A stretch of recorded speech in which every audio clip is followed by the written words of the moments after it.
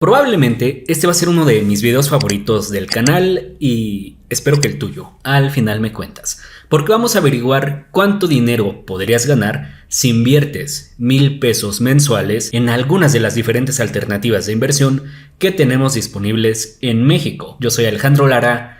Comenzamos. Punto importante antes de comenzar: ninguna inversión, la que me digas, te puede garantizar un rendimiento constante a lo largo de muchos años. Y es que el rendimiento de una inversión depende de varias variables. En el caso de los CETES, por ejemplo, depende de la tasa de referencia de Banxico, que a su vez está ligada con la inflación.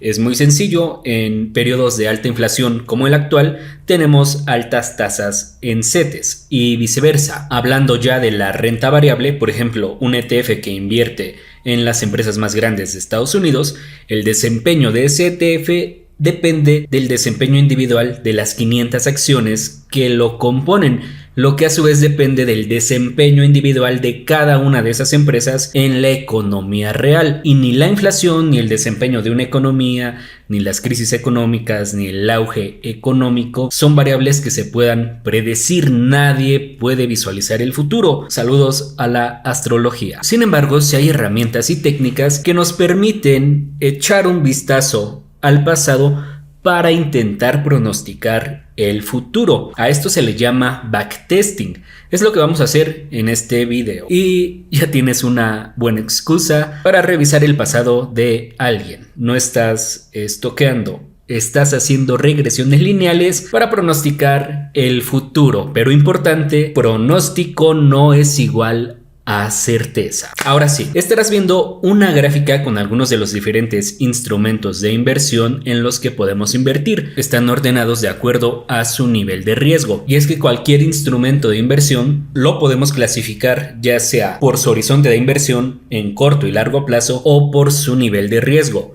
Así es como comenzamos a construir la tabla que estarás viendo en pantalla. Vemos algunos de los instrumentos que vamos a considerar ordenados de menor a mayor riesgo. Tenemos en un principio fondos de inversión que invierten en deuda gubernamental, tenemos a los valores gubernamentales, a una deuda bancaria, a deuda corporativa que cubrimos con Sofipos, a fibras, un ETF que invierte en más de 2,300 empresas de todo el mundo y un ETF del S&P 500. Haciendo énfasis en que para este video específico asociamos riesgo con la variabilidad de los retornos, volatilidad. Por ejemplo, un instrumento que te reparte un 10% de rendimiento un año y al siguiente te reparte 0% de rendimiento, tendrá más riesgo asociado que un instrumento que te reparte 5% un año y 5% el siguiente año.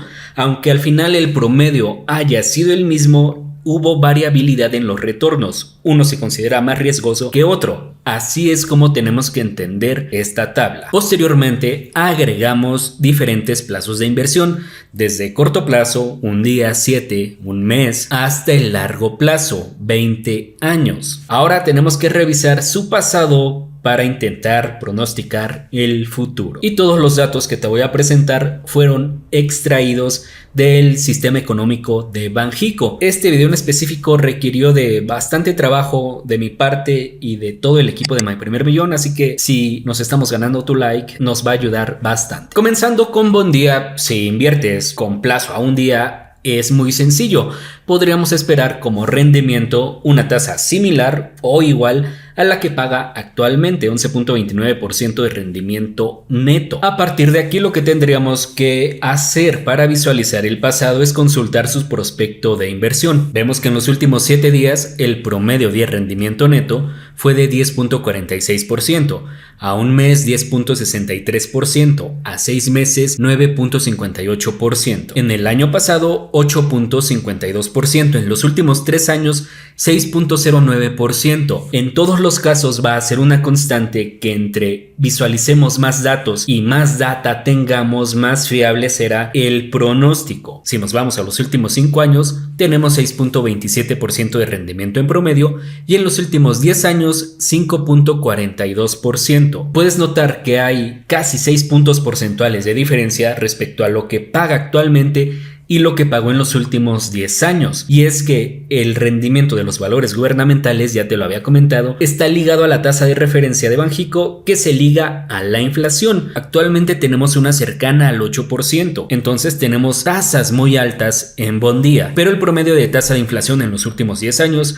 es 4.56%. Insisto, entre más data tengamos y analicemos, más fiable será el pronóstico de rendimiento. Continuamos con Más Pesos de Finamex, que podríamos considerar un fondo de inversión en deuda gubernamental. Si inviertes a 1, 7 y 28 días, en este momento puedes amarrar durante todo el plazo la tasa de rendimiento que vemos en pantalla. A partir de aquí, lo que pasa en el futuro lo podemos extrapolar con base a lo que nos pagaría Bondía. Lo mismo sucedería con Smart Cash. Pasando a CETES, es uno de los instrumentos de los que tenemos más información histórica. Prácticamente tenemos una tasa de rendimiento cada martes y es justamente lo que consultamos. Podemos ver que puse aquí CETES con plazos de 1, 3, 6, 12 y 24 meses. Tú puedes hacer lo siguiente: compras un certificado de CETE, por ejemplo, a un año, esperas a que termine el plazo y puedes volver a reinvertir otro año más. De esta forma, no importa si lo haces con CETES de un mes, 6, 12, 24 meses, tú podrías invertir en el largo plazo. Es por eso que separamos a cada CETE. Algo interesante que puedes notar con los CETES es que en los últimos 20 años el rendimiento también se comporta de forma muy similar a la inflación, pero estuvo encima de ella. Y algo es muy evidente: en este caso se cumple la regla de a mayor plazo, mayor rendimiento, siendo el CETE de un año el que te hubiera dejado mayor rendimiento en el largo plazo. Así que, siguiendo esta misma lógica, uno pensaría que si introducimos a los bonos que comienzan en plazo de 3 años y también te ofrecen una renta fija, nos puedan ofrecer también mayor rendimiento. Y vemos que efectivamente esto ha sucedido durante los últimos 20 años. Los bonos de mayor plazo pueden ofrecerte potencialmente mayor rendimiento. Agreguemos un último valor gubernamental, los sudibonos, que son un tipo de bono que te garantiza tener una tasa de rendimiento real. Con esto nos referimos a que el rendimiento que puedes obtener se compone de dos partes: una tasa fija real, es decir, por encima de la inflación, y por lo tanto también la inflación del periodo, aunque el rendimiento que vas a obtener no se calcula sumando ambas. Es ligeramente más complejo. Para este ejercicio, por simplicidad, sí lo vamos a considerar así. Podemos notar entonces que con los sudibonos también se cumple la regla de a mayor plazo, mayor rendimiento. Y tú pudieras pensar comparar bonos con udibonos, pero no quiere decir que los instrumentos sean iguales. Son diferentes clases de activos que se comportan de manera diferente en diferentes escenarios de mercado. Los sudibonos te garantizan una tasa de rendimiento real que te puede proteger contra sorpresas inflacionarias. Basta con que revises el último año para que te des cuenta de esto. Cuando tenemos inflación inesperada, los sudibonos te pueden dejar un gran rendimiento. En cambio, con los bonos estás amarrando una tasa fija durante el plazo que dure tu bono. Puedes combinar ambos dentro de tu portafolio. Por supuesto que sí. Luego tenemos a la deuda bancaria, que consideramos con el pagaré de Hey Banco. En este caso consideré que hasta el siguiente mes podrías obtener la tasa de rendimiento del 10% que ofrece actualmente. A partir de aquí, el rendimiento que nos pudiera pagar en el futuro lo calculamos con base al CETE de 28 días. Lo mismo sucedió con Finsus y con Supertasas, que son SOFIPOS y que al tener mayor riesgo asociado que los valores gubernamentales te premian con una sobretasa, aunque insisto, tienen mayor riesgo asociado. Es así como también podemos proyectar su posible desempeño en el futuro. Pasando a las fibras, tomamos como referencia el índice S&P Bolsa Mexicana de Valores Fibras Index, que mide el desempeño de las 11 fibras más grandes y de mayor bursatilidad en México. Las fibras, fideicomisos de inversión en bienes raíces, son vehículos de inversión que te permiten invertir en bienes raíces, pero que cotizan en bolsa de valores. De este modo, tú al comprar uno de sus certificados,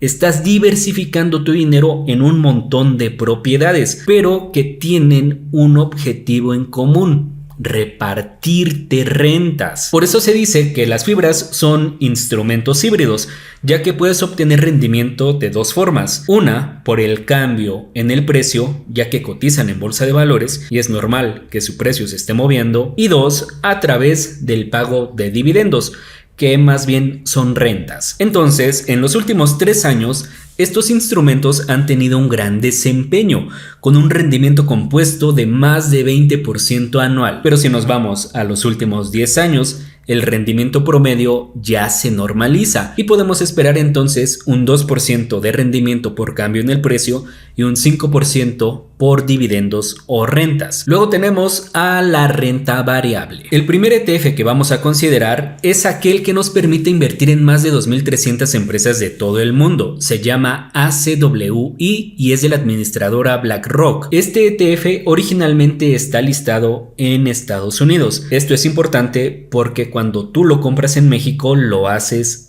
en pesos. Así que el rendimiento que tú vas a poder obtener va a ser el rendimiento del ETF en dólares más la ganancia o pérdida cambiaria. Es por eso que te puse un rendimiento en dólares del ETF, pero el rendimiento que realmente nos interesa es el que nosotros obtenemos en pesos, y en este caso la minusvalía en el último año fue mucho mayor, pero conforme promediamos en el tiempo y ya no solo incluimos periodos de incertidumbre económica o bien de crisis económicas, sino también los muchos periodos, que son la mayoría, de auge económico, es donde notamos que la inversión en bolsa de valores es la que potencialmente te puede dejar el mejor rendimiento en el largo plazo. Esto lo vemos con el rendimiento en los últimos 10 y 20 años. Este mismo procedimiento seguimos con el S&P 500. Revisamos los datos históricos y vemos que puede dejarte mayor rendimiento que invertir en todo el mundo, aunque en este caso concentras tu inversión en un solo país. Y agregamos un último instrumento, ya que de la misma forma que puedes invertir en estas empresas comprando el ETF, para la meta específica, el retiro,